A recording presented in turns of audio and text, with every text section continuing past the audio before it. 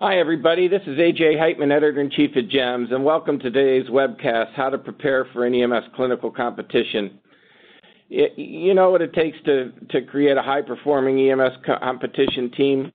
Unlike most of our everyday 911 calls, EMS competitions tend to be at a much higher level of intensity and stress, but with judges, doctors, your peers watching, every move you make is critical.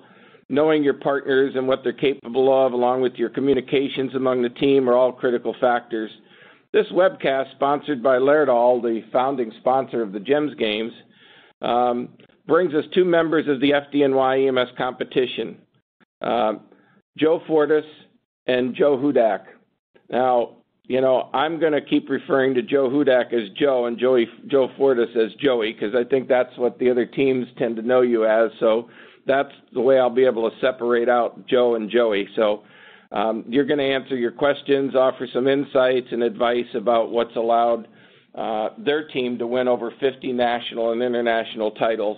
I got to give you a couple of housekeeping notes before we get started. This presentation is both live right here and interactive, and we encourage those of you online to submit any questions at any time by clicking on the Ask a Question button in the presentation window. We'll be answering your questions throughout the webcast. I do want to tell you this is going to be a little different than previous webcasts in that it's going to be more conversational. I'm going to be posing some questions and some topic areas to our competitors that are gracious enough to be speaking with us today. And we're going to address a lot of things, interaction, communications, etc. So don't be afraid to present your questions. You may get them answered as we go along. If not, I will be triaging them along with Ryan Kelly to be able to answer those questions for you. If you're running a pop-up blocker and blocking software, you'll need to disable it to view the webcast. In addition, it's recommended you close all other applications for better performance. And for your convenience, this webcast will be available on demand within 24 hours of this live event. A reminder email message is going to be sent to all of our registrants with a link to the archive. It'll also be archived at jems.com/webcasts. I'd also like to, at the forefront here, thank our sponsor, Laerdal, for supporting today's webcast. Laerdal's been our founding sponsor and a big supporter, not just for JEMS, but worldwide for simulation, for competitions, for really all things resuscitation. So their goal is not just to support us, but to support everybody in improving our ability to save lives. Now it's my pleasure to introduce our guests. Joe Hudak and Joey Fortis are both paramedics with the Fire Department for the City of New York, FDNY EMS. Joe Hudak's been a pre-hospital care provider for 30 years and Joe Fortis for 24 years.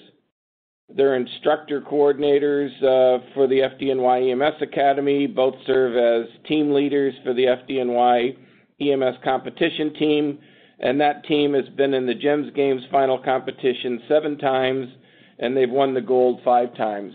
So that is why we've asked them to participate today. And I want to start off by saying, first of all, to both of you, thank you for participating.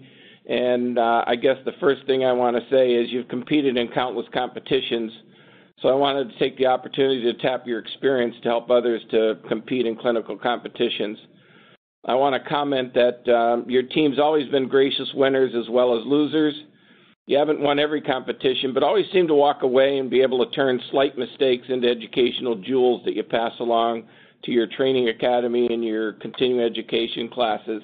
By way of example, before we begin, there was one year where you guys competed and we threw a scenario at you that involved a stroke patient that had diabetic-like symptoms, but dextrose was administered, which would be contraindicated in a stroke. That in and of itself cost you a position in the competition.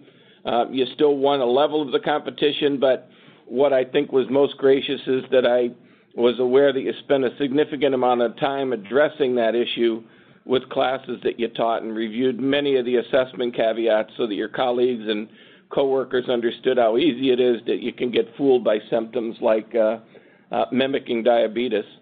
Can you comment on how you take your experiences like this into the simulation lab and academy session, guys? Well, yes, good afternoon. I just wanted to say thank you, AJ, for having me and my partner, Joe, here. Yeah, Joe. Good morning, Joe. On behalf of our team, we're just honored that you invited us to share our tips and our stories, and we're always learning and growing, and that was a great example that you just brought up about the glucose that I administered. I'll take the hit for that one. That was Bubba. Yep. Yeah, we did learn. We learned from that, and when we went back to our academy, we're always trying to grow, and we try to explain the rationale of why we shouldn't have done that. And we sat down with our doctors, and they explained to us about the whole, what happens and why, the pros and cons of giving it or withholding it. Yeah, as a diagnostic tool, and actually it's in our protocols now in New York City where our EMTs now have glucometers, and they are going to take before administering glucose, before when they suspect a CVA and the person's AMS, they're going to do a finger stick, so something that you guys had in your competition actually 5-10 years later, 7 years later, affected the New York City protocol. That's great. Let's address the basics of preparation for a clinical competition. What approach do you use in getting ready for a competition? Do you review the competition guidelines, then practice your training regimen, or do you have a standard preparation and practice mode? We try to mix it up, AJ. Once in a while, we'll review our tapes a lot. Every competition, we make a tape, and we go over and say, we critique it a lot. We're tough on ourselves. And is there something we can do better, something faster, more efficient? So there's a lot of review right there, but also it's with your partners, too. I mean, we're bringing in new people, when eventually me and Joe, we have to retire or whatever someday soon. But it's just, when you work with new people, it's kind of tough. When you work with partners, like me, Bob, and Joe, have been working together for a longer time.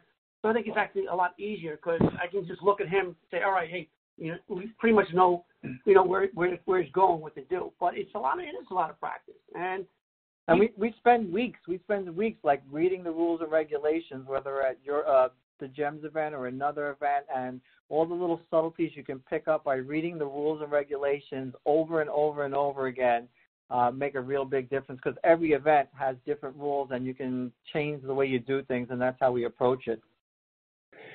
In the past, you and the other teams have prepared for the semifinal competition, kind of different from the final competition because they were so dramatically different, with one being a course that was kind of timed and, fast and those kind of things. And this year we've eliminated all of that, and we're just it's going to be in both the preliminary and finals pretty much mirror each other, with no team being aware of what they're going to be confronted with in either the preliminary or final scenarios. So do you think that that's going to require a whole different set of psychological and practice evolutions? I think definitely. Definitely, that's the best thing you can do. We were totally, I could say we did not like the prelims the way they were before, because it was just like a rehearsal, and you can actually make that whole scenario stage up and run through that track, and that's not going to show how great you're going to compete in a scenario that you don't know. That's just a rehearsal, and I think the best way to go is what you're doing now, and that's going to show who's the stronger teams and who can communicate, on a drop of a dime. Yeah, it's pretty much, what's going to make a good team is when they go in and they expect the unexpected. You always have to prepare for everything. Expect the unexpected here. It's just you just don't know what's going on. And so by process of elimination, like being a detective, going through the H's and T's, what's going on with this patient?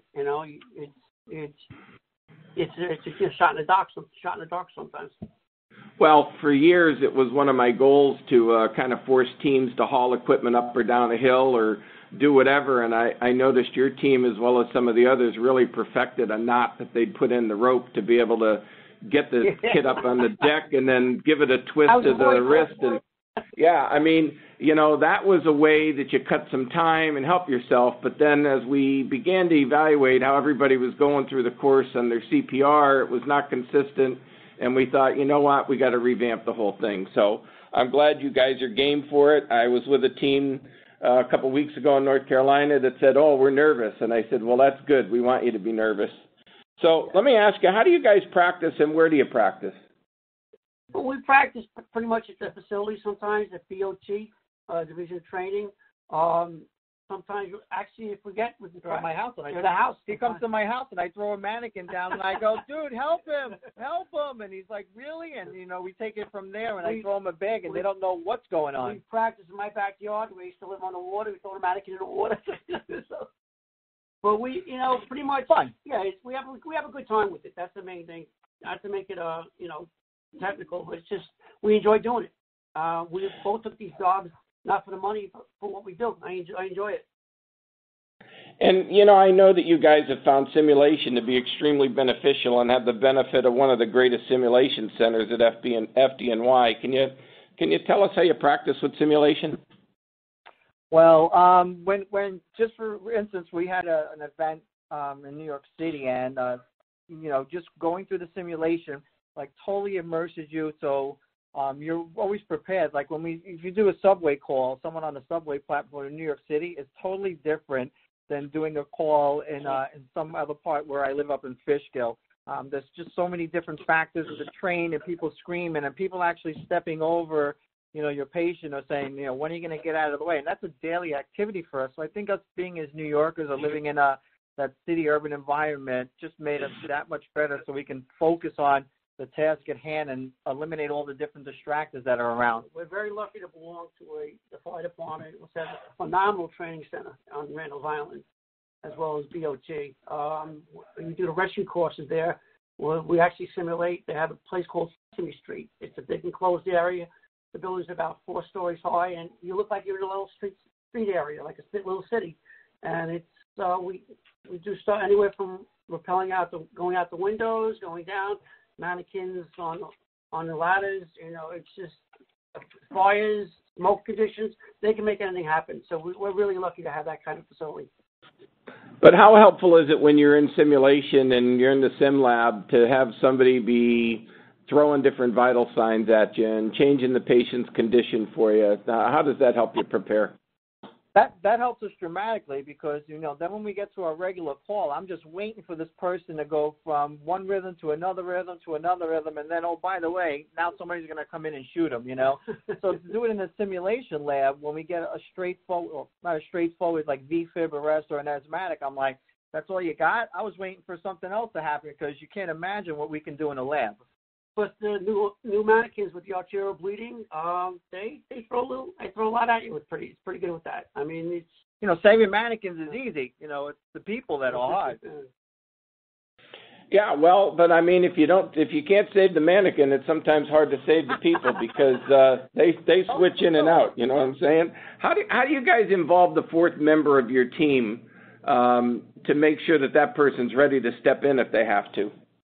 That person is so important. I mean, the alternate is not the alternate, I always say, because they're the ones who make sure that the bags are packed, all the same, and everybody's stuff is kind of where we all want it to, and the flare, because at any time, we can tell them, 1 year we did have someone for a family emergency had to leave, and that's when Kevin stepped in, and he was the alternate, and he's moved on now and is a vital team member. And at times he's become our team leader at times. So, you move your way through the ranks then from hitting a record button on a video camera to at any moment being on our team. You have to be so strong to even be invited to participate with us. We switch on and off too. I mean, a couple of years ago when we won the gold medal, Joe was out. Randy Lee was up for the prelims, and then for the finals we put Dave Cadigan in, and we got the gold.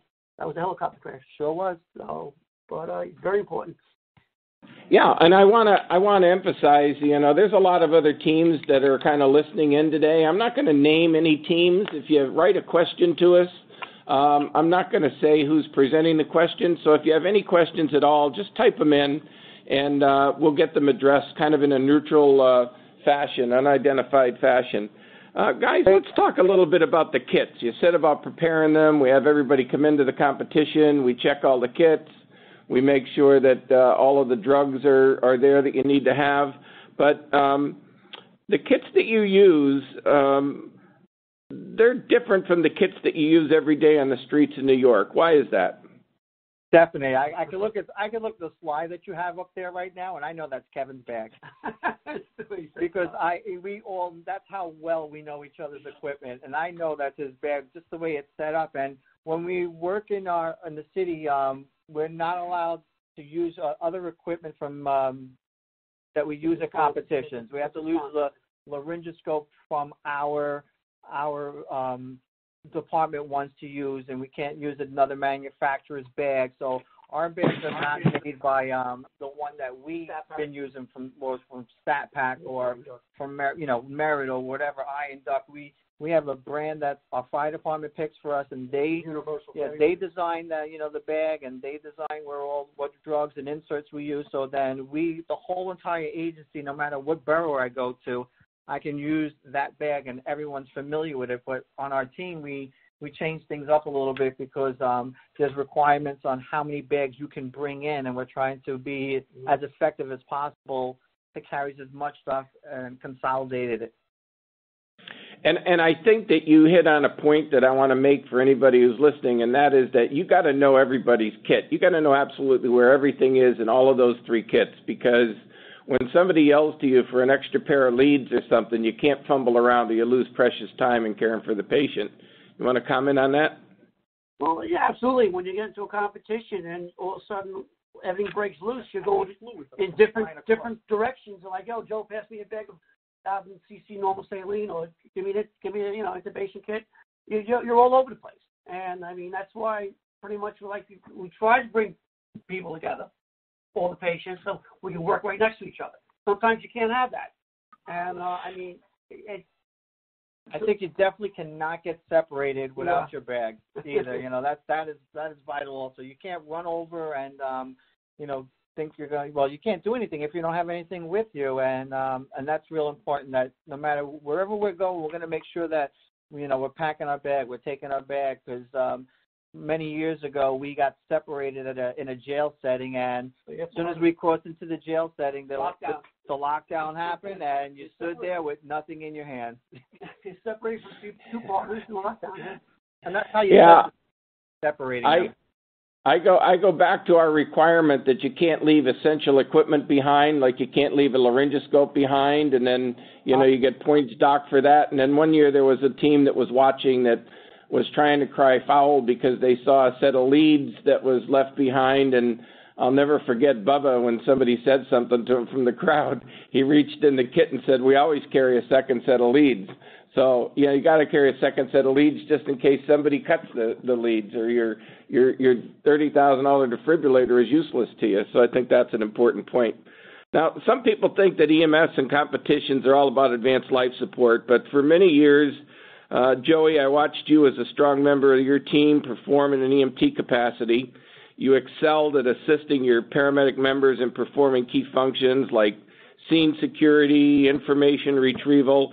Can you guys both address how important you think the basics of emergency care are to the success of a team and EMS in general? Well, it's always BLS before ALS. We strive that when we teach the new paramedics. If you're not a good EMT, you're not going to be a good paramedic. So it's the basic BLS is always first. And I think that's what gave us a great combination, because I was an EMT trying to play paramedic, I told them. And then, Joe was a rescue medic. And then we had Bubba, who was a lieutenant. So we had someone from each level. And I can only go so far, but to be, perfect, I wanted to be as perfect as I can be as an EMT. And then I would just hand it off to Joe.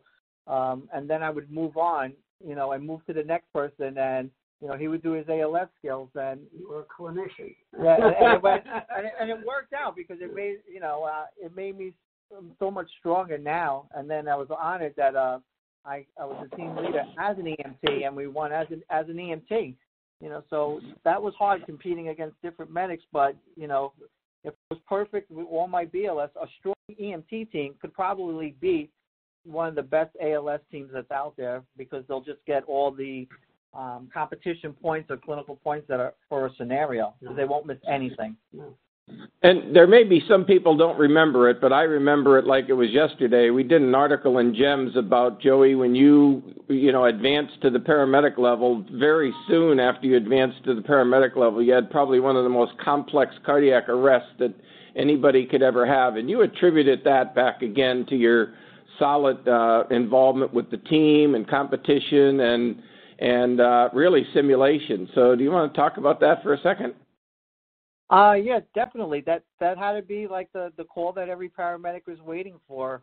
The 21-year-old who's a classic presentation of having chest pain MI that everyone else is not paying attention to, and we rolled up and he was having tombstones and a massive MI, and to go through the BLS treatment of giving oxygen and aspirin, and then watch that patient spiral to a classic one-shock scenario. VFib, who can, if you're going to go into arrest, you might as well go into arrest while you're on my monitor, I say, And then, went into VTAC and, we cardioverted him, and then, again, was pacing and back and forth. And I was like, wow, this is just like the JEMS scenario. I'm ready.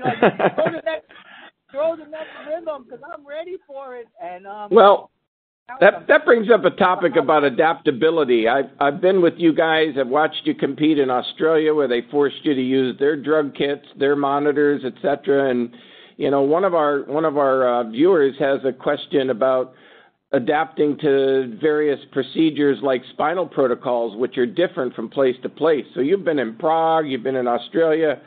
So how do you kind of cope with that and in not knowing exactly what's going to be expected to you? Do you just fall back on the basics?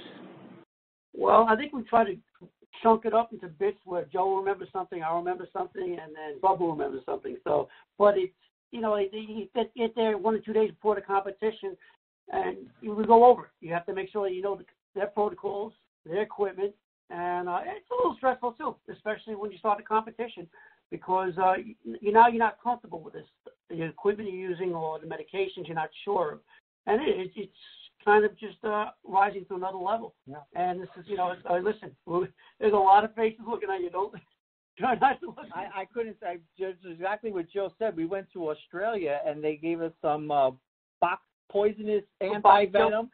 Anti-venom for box jellyfish. So I had Hudak Joe study that one. We knew they did some steroids for spinal cord injury, so I studied that one. So we were just waiting for any of those scenarios to occur, and then that person would take over the lead role at that point for that patient. So that's why it's important that everyone is a team leader on our team, because depending on the call type, depending on who studied that protocol, that's the person who jumps into the lead position. Mm-hmm. And, in particular, we try and emphasize to people that we're an open process. As the administrator of the JEMS games, if people have questions about what are you thinking about, what are you expecting for us with spinal mobilization, we ask teams to email us those questions, and we'll tell you as clear an answer as we can. But, the reality is our motto is do no harm. So whether you use a backboard or whatever you're using, we want to make sure that the head is immobilized when the head needs to be immobilized, and don't worry about it when it doesn't have to be. Let me take you down another road here, and that's talk about judges. There's several questions about judges, and, basically you've been in a lot of different competitions, and so how do you interact with the judges, and, how do you find the judges in various competitions to impact you? Well, depending on every event, depends on how we approach that situation. JEMS makes it real easy for us. They have the judges wear feedback judges, and you have scoring judges, and they're clearly identified.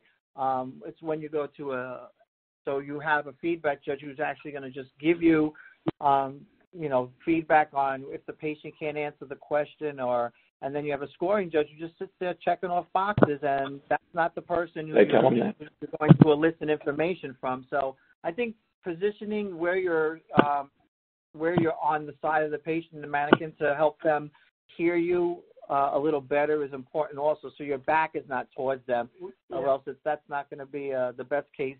We found out from experience that sometimes we talk very fast.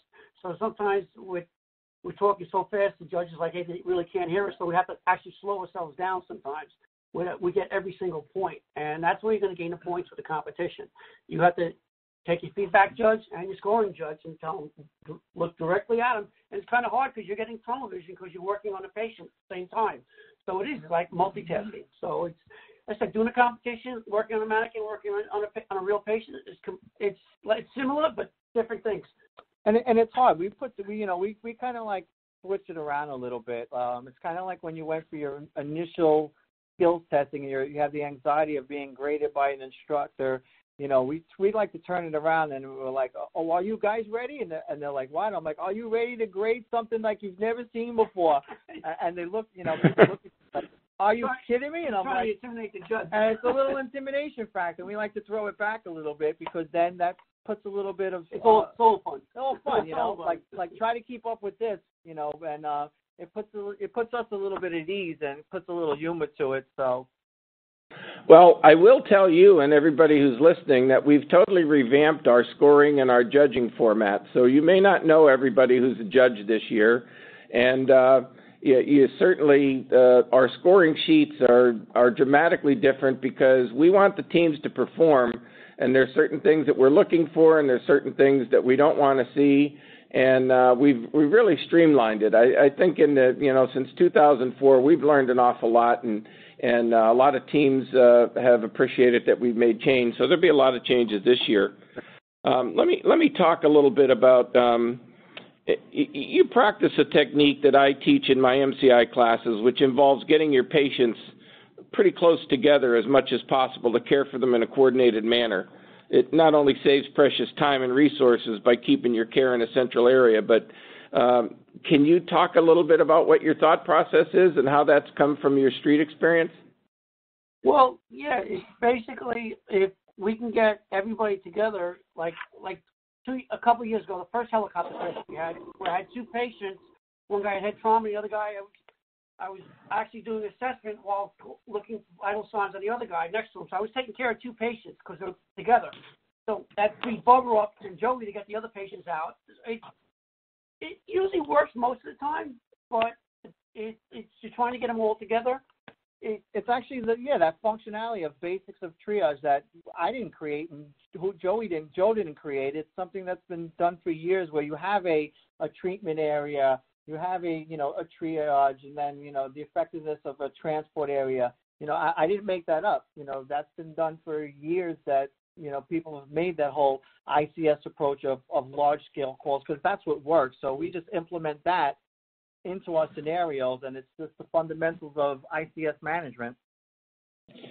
And I got to say, your team and I spend a lot of time in New York, as I do in a lot of cities, but you've always impressed me with your triage skills, and I know that FDNY is a staunch believer in the use of triage on a daily basis.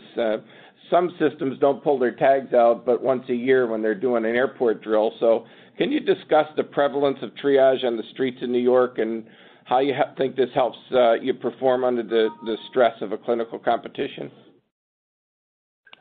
Well, pretty much, like it says triage, you're distinguishing the worst patients from the least worst. I mean, it's a system of triage. When you walk into an MCI, you have 10 people down. It throws a monkey wrench into it.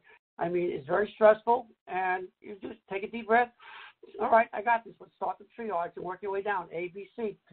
And it's hard. It's hard. Like we talked about this earlier. It's hard as a provider to, and as a parent, and as a grandfather now to, kind of like separate that emotions of, say if we're dealing with a child and, are they viable for life? And, by wasting the resources, if I use that example for the outcome to not be able to change that outcome through triage, 2 or 3 other people might not make it. So it's important that, we follow that, for the best of all involved in that accident. That's probably the most difficult decision, especially when you have children involved too. I mean, you have say like 10 people down, and you have 5, 6 DOAs, and one of a child to combine. Yeah. First thing you want to work the child up, and you just have you and your partner, and you can't. It's a different type of triage, and that you have to distance yourself. Yeah, it's very tough. That's one of the toughest parts of the job.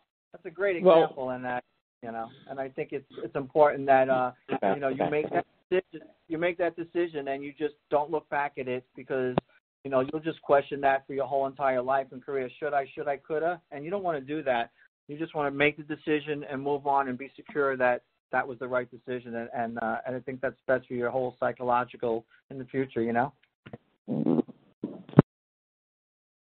I had Brian bring up a slide that's one of my favorite slides because it was a scenario where we had an assassination attempt, and then the simulated Secret Service agent fired a round at the assailant up in the back of the audience, and he fell down off the balcony. And Joey, it was you that went back and probably within about 2 seconds declared the guy dead, while other teams began CPR or whatever. And I think that was based upon your knowledge of how much time you had, how many resources you had. Talk about that a little bit.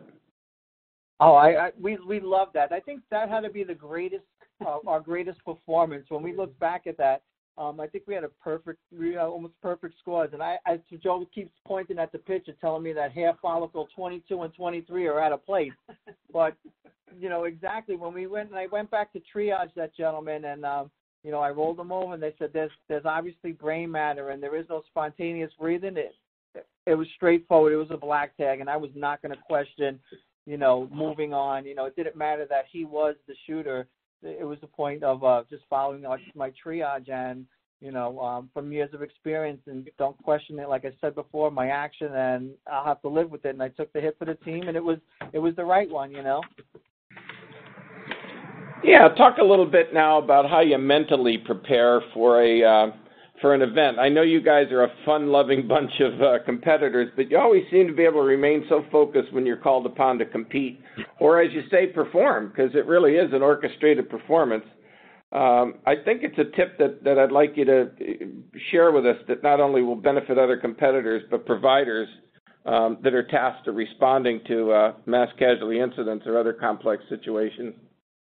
Well, when we're driving to the call, say if me and Joe are working together, we're driving to the call and we're reading the information that's on the screen, and we're kind of like looking at it, and we're going, oh, are you ready? Are you, making fun? Are you ready, big dog, to like bring what you got? And we'll laugh, just, I think that kind of like gets us riled up internally and gets us that whole situational awareness kicks in, and that's kind of like how me and Joe deal with things, when we're going to a call. We're like, it's kind of like a little pump up or cheering section for each other, and it's jokingly done, but it's totally 100% real, and and that's how we do it. You never know what you're really going to get until you show up on the scene, and like always, like I said, 10-second survey before we step into anything. We look around, say, right, is it safe? Even though there are no shooters, okay, let's go to work. And it's and then that young lady right there, I think I even told her, I said, well, you like that CPR class we taught you, because I was just trying to get her to bite to say that she knew CPR on that scenario, because I was going to get her down to do CPR on the mannequin,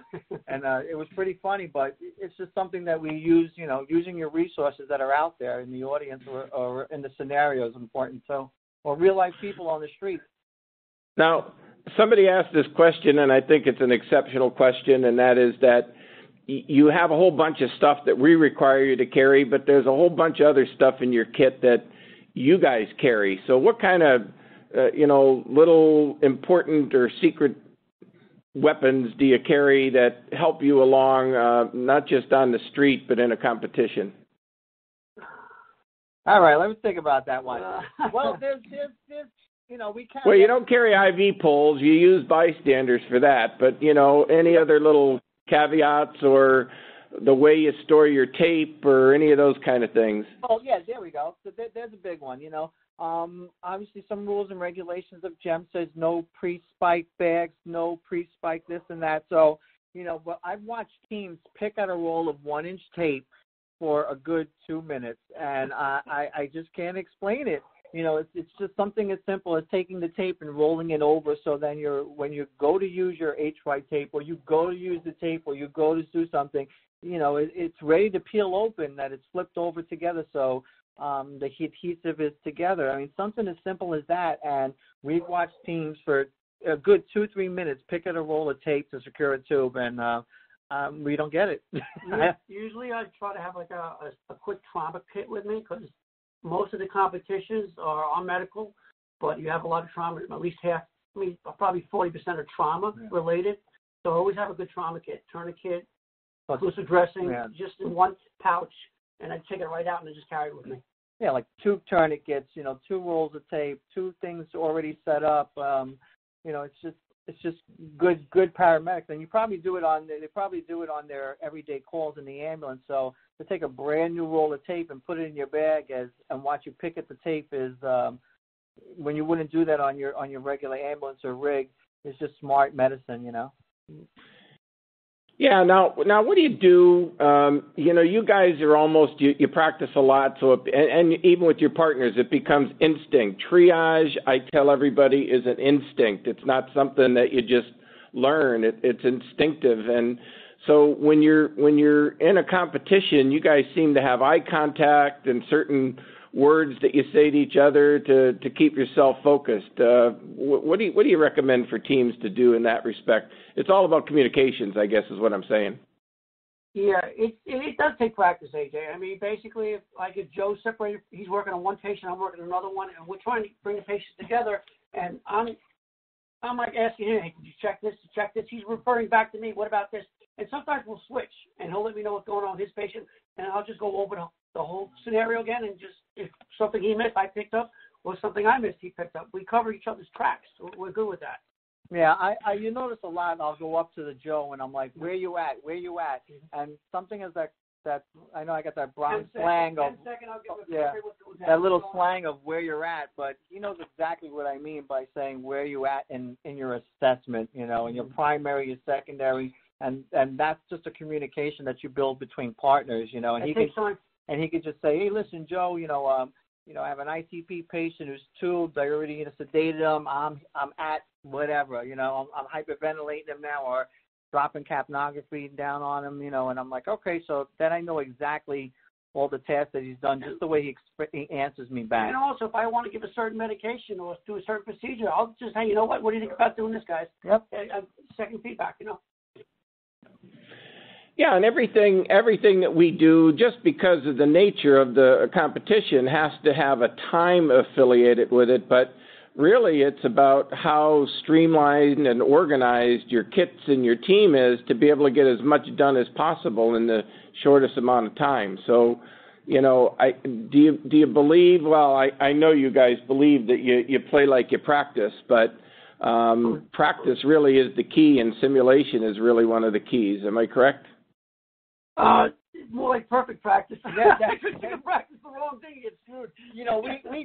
We do play games, and we do that whole, the whole thing that does work, the whole pit crew approach. If we're using a cardiac arrest scenario, the whole pit crew approach of, your monitor, your IV, your tube, you're on the chest, and then we rotate those roles. And we'll critique it. We'll go over it. What do we do wrong? What can we make it better? And we'll watch the video. We're very tough on ourselves. Yeah, definitely. I mean, there was one time I was like, we were just making fun, and Joe was getting on me. He's like, really? Like, it took you 15 seconds to get that line in and spike the bag? I'm like, 15 seconds is great. It's great time, man. He's like, you can do better. I'm like, do better? But, obviously on a real patient, it would take a little bit more time, but you know what? On a hot job, it would take us only like 15 seconds to do the same thing and be delicate and obviously reach the same goal that we do in simulation. And let's talk a little bit about, most people that have never competed haven't been in the environment that you've been in, where you're in a team room, you're isolated. Or I guess it was in Prague that you're in an ambulance and you wake up in the middle of the night and you're going from one geographic location to another. How do you find those things play in? I mean, I think it's awesome. I try to do something for like all the teams, and if you've ever been sequestered, whatever, I do a cool card trick, and I do the card trick. Down in Florida. Yeah, and I make the jokes, and we lighten the mood. We're trying to create a positive environment. Yes, we want to win, but we're making friendships with other teams from different countries, and they're like, they just can't believe. I'm like, well, that's what I would want done. To me, if I was a new team, and we love sharing information, and we learned something simple just even a couple of years back from a team from Nebraska, and was like, look at a way to do this, and I'm like, oh, game on. I'm like, now it's ours, And yeah. That's how you grow from, and you become a better competitor. And you know what? I become a better paramedic from something I learned from a brand new rookie EMT from Nebraska, and I was like, wow. I'm like, you know what? I like that, and we implement it. So we all bring something to the table, and it's great to share information and to be sequestered in a room and joke around with them, and I think they appreciate and respect us more as a team. Well, and I just want to comment. I mean, what some people don't see is the camaraderie that develops. I mean, there's people that ask all the time, is this team going to be competing this year? Or I hope they're going to be competing, or I hope I see them again. I've seen you guys when we had a young student team from a college come in, encourage them. They didn't win, but they walked away like totally in awe of all of the teams that were competing. So, that, you know, the friendships you've made, I think you guys have carried throughout the world, have you not? Absolutely, AJ. I mean, when we first started competing in Florida, we learned so much from these guys, and it just keeps growing every year. Yeah. I mean, now in Europe, we got a bunch of friends from Slovenia, from Czechoslovakia, from Poland. We keep in touch with the Australian guys. It's priceless. It really is. We were in Australia, and not only did we do well and win that event, but I took my collar brass off and I gave it to one of the new teams that was standing in the corner who were just ready to take their state for their paramedic. And I took my collar brass off and handed it to them and said, here, you know, wear this. And when you wear that, you know, that's from our team. And we wound up getting like the best participation award. And they recognized that because they just don't see, you know, how nice that little gesture was and how well it was appreciated. Well, I say it every year that anybody who competes is a winner. I mean, I don't think you can go into our competition or any competition. I mean, we think ours is good and we think it's getting better, but you can't walk out of a competition without being a winner because you learn so many things. Can you tell us some things that you've learned from competitions that you've, like you talked about the tape being torn or learning from an EMT? Any other jewels that you can pass along to others? We learn, don't rush your job. No, you know what? You want to work a fast, efficient way, but you want to also at the same time, you want to walk into it blindsided. Like in tunnel vision we talked about earlier. I mean, someone's life is on the line. You're talking, you know, someone's baby. Yeah. It makes it, you're it. You're the stuff. Yeah, I mean, we always try to, like, say, focus on the task that's at hand. And then, like, for instance, you know, someone came behind me with a plastic knife, Yeah. you know, to try to take me hostage, and like, you guys got to go easy because they're from the Bronx, and I wound up like flipping the guy down and taking it out of his hand, and he was like, oh my goodness, you have to let me take you hostage, and I'm like, well, oh, that's not happening, you know. But you know, we all, you know, bring something there, and we love, like I said again, sharing the information, and it's really fun too, you know. And can you address one of my favorite things about our competition and any competition is to prepare for the unexpected.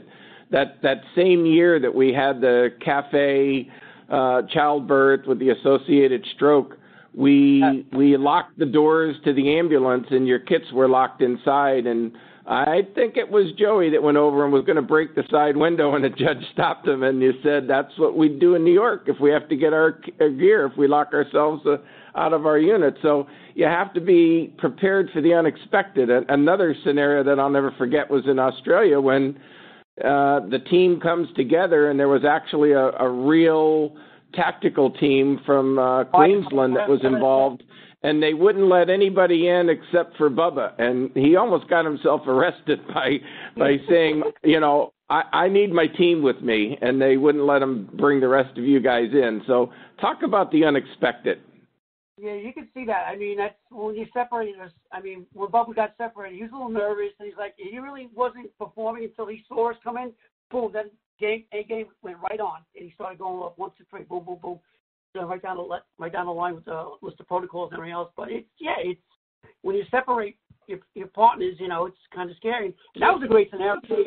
I mean, firefights and everything. I mean, pyrotechnics. We have a little advantage. I mean, a lot of agencies aren't as busy as the agency that we work for. And if you, in an 8-hour period, respond to 7 calls, you know, times 5 days a week is 35 calls, you know, multiply that by 48 times a 24-year career. You know, I've been on a few calls. So, you know, that between, you know, myself and Joe and other, you know, we have where agencies only go to, you know, 50 calls a year. It's a big disadvantage and we have a great advantage by going to so many calls every year, And I think But that's I think there's another important ingredient, and I felt it maybe year number one. I don't know that you guys competed in Salt Lake City the first time around, but the guys came over from Team Australia, and I felt like I could take any one of them because it's the way they practice on the street, that they can function totally independent in the outback or wherever it has to be. And then I watched some teams that rely on the other team member for a strength, and that's their weakness, that they can't function independently. So would you talk about that? Definitely. I mean, I already know that Joe is my go-to guy on the neonates and peds. That's his specialty. And I'm always looking to get him to the baby because he's just so proficient. But at any time he can do any call out of his bag or his and at any time I can. And I think teams who just have, say, one drug bag or one kit that they work at, it gives them a disadvantage because every team member should be able to do any call out of their bag at any time. Yeah, you really can't win this competition when you just have one strong member and two mediocre guys. Everybody's got to be strong. You can switch each other off, and that's the thing of winning. I mean, teamwork. Yeah, and it's hard. You can hear the way we talk. We're both, obviously, on our ambulance, we're both the alpha tech, and Joe's the alpha tech, and so's Kevin. But when we get together, there just needs to be one voice who's the team leader, and it's hard. It's hard for me to pull them back, but then again, it's easy to lead a team that doesn't really need too much direction, So there's a fine line between, these guys being all alpha techs, and it could work against us, or we actually use it to our advantage because we've learned. Well, I think we all have to be alpha. I think it's maybe a misnomer that we're talking about how to prepare for a clinical competition. This is really how do you prepare for life on the streets, because at any given time you could be separated, like the incident yesterday. What we're finding with these truck MCIs is they're spread over a mile. It's not an isolated MCI anymore, so you're dropping a medic with a kit and you're dropping another medic with a kit, and you've got to function like you're on an island and be able to do that without your partner backing you up. So, that really is, that's why simulation and all these things are really important. You got to practice this stuff and you got to challenge each other. Yeah, communication is the key right there, AJ. You hit it right on the spot. It's a wide area. You get one person in charge, and just barking out the orders. Yeah, so true. Like, if I could drop any of my guys, in front of the patient and give them someone to help them who has no medical training, and these guys are so good that they'll teach them. Like I taught the young lady to ventilate her own husband on that scenario with the shooting, and we would try not to do that, but when resources are depleted and you have to do that, you have to be a good teacher also, and teach the public and teach someone else to do something so you can free your hands up and move on to another skill, and that works out for us also. Yeah, I remember a scenario in Baltimore where we had a firefighter who came in and he tried to pretend that he didn't know how to bag mask, and I think you taught him in about 15 seconds. And I forget what the cadence was, but I feel pretty comfortable. I could take anybody off their front porch and have them help bag a patient, so I don't get tied up with that. So isn't that really what competition's all about? It sure is. It sure is. It's all about learning. We were laughing. He had no hard feelings, did he? Joe was laughing because when we were in Prague, we had the pleasure of going to Prague, and we were communicating. I was communicating, and I was the only one communicating by radio. And I said, well, if you're doing CPR, it's kind of like the beat of Staying Alive. And he's like, what's that? I'm like the song. And the guy goes, can you sing it? And I'm like, really? And I hummed a little bars and, got through it. And you know what? We were the only team who got a perfect score in that because I had my good, I knew the beat from Saturday Night Fever. Now, let's talk a little bit when we threw a curve at you a couple of years ago, and we've kept it in, and we'll still keep it in. At the end of the finals, the expectation is that there's still a team leader, and we're expecting somebody from the team, usually the team leader, to give a quick assessment report to the hospital. How do how do you drill for that? I mean, how do you make sure that you get all of that information? Are you consciously aware that you're each going to have to kind of present to one central person their vitals or what you have so that you get the right number of patients and the right information to present to the hospital? Well, since Joe's the fastest talker, we let him handle that. And you know what? That has to be, when you guys added that a couple of years ago, that had to be the most stressful thing that I had to do. And it just so happened, you know, it worked out fine. So, and that comes with team communication, where I asked Joe, I'm like, you know, you gave me 1 minute to get my thoughts together, and that's all I needed to communicate with my partner and say, what'd you have, what'd you do? And by them just giving me the call type of what they, you know, their patient presentation, I was already thinking through our protocols what he should have done. And you know, Joe was like, I had a clean run, you know, on a straightforward pediatric stat app, and I knew everything that he gave just by him saying something like that, because, you know, just for our protocols. And it was just easy for me to present, to go to Kevin and say, what'd you have? And he's, you know, he had the MI with a straightforward VFib, one shock sequence, you know, and just saying something like that, I was like, okay, great. So now I know exactly what you guys gave. Were there any, like, deviations of what you gave? And who Joe said to me, he gave morphine, I think, or excuse me, Valium instead of Versed.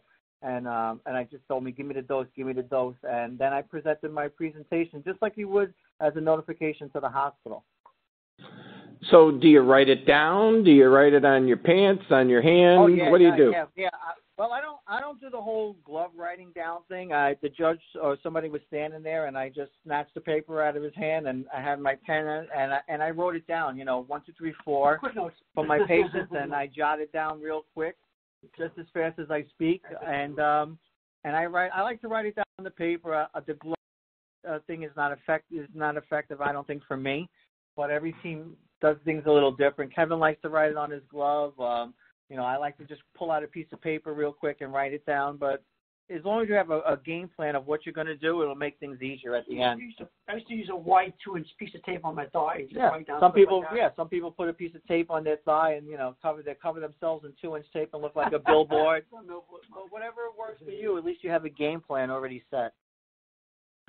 Now, you guys have been involved in a lot of competitions. I don't think some of our listeners maybe have ever heard about the experience. Was it in Prague where you are woken in the middle of the night and you get an ambulance and you start traveling? Can you explain that experience? It's a 24-hour sleep deprivation. They give you a scenario every 2-3 hours, and you're doing it for 24 hours straight. Oh, yeah, 11 calls, and then we've done that in Poland. So, you know, we kind of like timed on, like, okay, we have 2 hours to our next call. We'll sleep for an hour and a half. We'll get up. Power nap. Yeah. Work. chug some coffee. I would drink my Pepsi, and then we'd be ready to go, you know. So that's the difference for the people listening is that you're not in one location. They actually move you around the countryside. Am I correct? Around in the van, all these 300-foot cliffs come around the mountain. We're like, where's DOA if we go over this place? And then one of the forest and everything else. Yeah, one of them was like the EMS Amazing Race, where, you know, we got on a highway and zeroed out the odometer and told the driver to go 3 kilometers and make a right, and so we were following a map to get to the call. And that's kind of like one of the tasks, is getting to the call. And then you would have to do the scenario. So part of it is like map guidance, and then on top of it, 10 individual scenarios. And one time we had to put all our equipment on a raft, roll across a river. Then at the other side, we had an ATV with 2 people trapped underneath. So it's pretty cool. It's very, very. You know, I will tell you that in Charlotte, it's probably one of the most magnificent facilities we've ever had. It's attached to the NASCAR Hall of Fame, and I really wanted to hold the JEMS games right where they do the NASCAR races, but they wouldn't let me do that. But I thought that would be pretty challenging to put every team in a NASCAR and go around the track and stop at different points, but that's not going to happen. But I can just assure you it's going to be. No. There's no hints here at all, because they wouldn't let me do that. You can take it for whatever it wants, but you know there'll be challenges that you haven't even. I have a very devious mind, and so does Ryan. And this year, Chris Brainerd's in charge of the JEMS game, so we've been meeting weekly to make sure that we give you the best competition you've ever had. And we may not be able to move you around Prague or Poland, but we're gonna keep you hopping. You'll be pretty busy with that. As we kind of wrap up here, what have been some of your favorite either scenarios or lessons learned? Because you guys obviously love doing this, and it's kind of like a vacation for you. It's the challenge, it's the competition, the Super Bowl. So, what would you impart on people that are competitors now or really want to be competitors? Well, basically, I mean, what you're asking is what really makes it worth it, AJ. I mean, I'd say, it's the friendships that you build. Just seeing other paramedics and sharing their information and stories, and to be looked at as the senior competition team and people walking by and saying, "Can we have a picture with you?" and things like that. It's still hard for us to grasp, and like we're just some of the boys trying to do the same thing that you do in your home, and we're honored to be respected by that. And you should, no matter where you place, they are the best teams in their agencies, or else they wouldn't be there. And they have the best pride, for the agency they work with, because that's why they're there. Yeah, I mean, this job is, and everybody out there who's an EMT or paramedic instructor, this is one of the most gratifying jobs in the world. I can't put a price on saving a life. Just a couple of years back, I had one of my own students went into cardiac arrest, and right in front of us. So we're like, all right, time to go to work. And on the second shock, 30 seconds later, rises up. He's like, what happened? It's like, this guy, if he would have been running down by the jetty before time, he would have been dead. This is a job with a lot of rewards. I mean, that doesn't always pay the best money, yeah, but I wouldn't change it for anything else in the world. The amount of people I've met, the friends, the friendships, they're priceless. They really are. The people I work with, I bow my head off to them. They're one of the greatest medics and EMTs in the world. I think I work with a great FDNY. It's a great organization.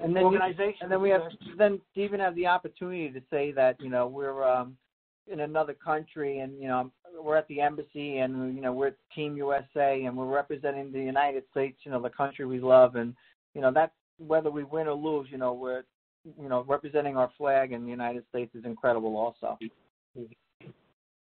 Yeah, and I mean, I get to go to a lot of competitions and get involved in a lot of competitions, and it really comes back to the teamwork, and it comes back to the psyche of the crew. And I kind of relate it to my friends in New Orleans that were on Night Watch. I mean, you'd watch Night Watch, and they had a chemistry. They had a chemistry on their calls. They had a personality.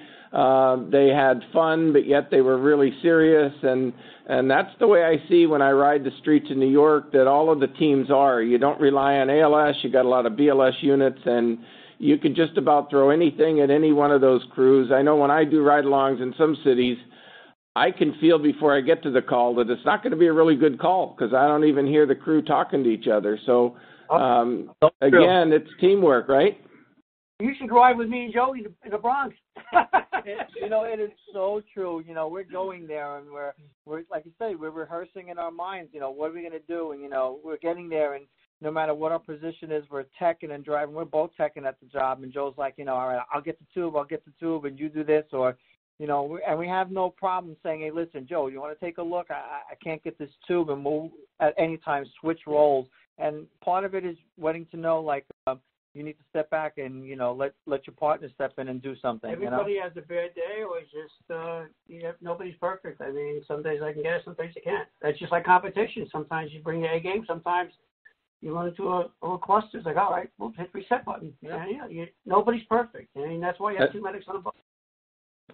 And the last time I rode in New York, I was with a really old seasoned salt and a rather young guy, and the chemistry was really good. We were going to a call, and it started out as one person down, and it was two persons down, and one guy looked at the other, and he said, well, if it's 3 or 4 more, then we get the MERV. The bus comes out, and we get extra resources. So they were constantly thinking the job.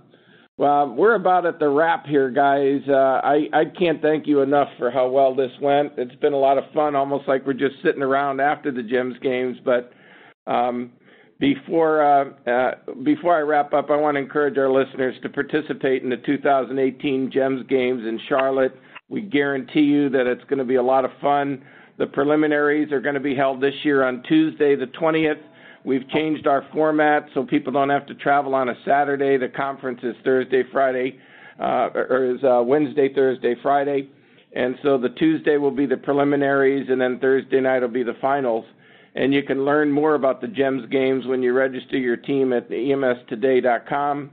I want to thank you all for participating today, and to our sponsor, Laerdal, who's been with us 1,000% since 2004, and we hope into the next century. So their support and their educational opportunity and the use of all of their equipment is greatly appreciated.